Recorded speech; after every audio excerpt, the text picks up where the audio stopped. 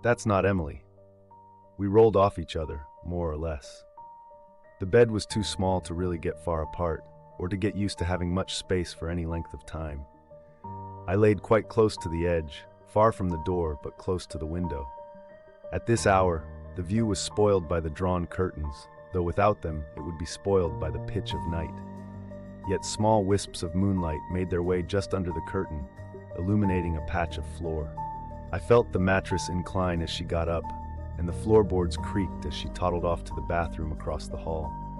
I heard the lock on the bathroom door. It wasn't as if I was going to go in after her, regardless of privacy. I was content to just lie there and fall asleep. She got back quickly. I was very tired. I didn't even hear her.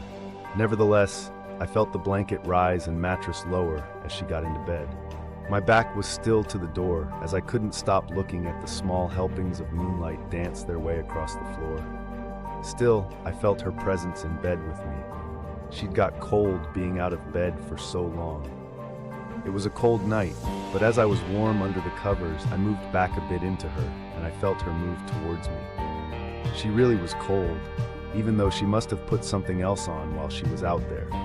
It felt as though it had rucked completely up as she pressed into my back, like she'd folded up a jumper and sandwiched it between us. She breathed past my ear, and all the hairs on my neck stood up. God, she was cold. I could even see her breath as it passed my face. Maybe I'd been in bed too long, as I couldn't even see a hint of my breath. She wheezed and croaked after her long breath ended. I went to turn to check if she was all right, but I couldn't. I was too close to the edge to turn my body, and she was too close to me to give me space to turn. I couldn't stop looking at the moonlight. I put a hand back to stroke her leg, but shot it back when I touched her. I felt my breathing get harder. I could see it now. I contorted my arm so that I could rub her arm or her side. It was the same. She wasn't in a jumper or shirt. It must have been skin, yet it was like rubber.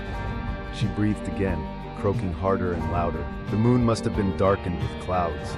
The wisps of moonlight I had been so content to watch slowly faded away, and we were left in the dark. I heard the toilet in the bathroom flush, the lock click and the floor creak, and my wife scream.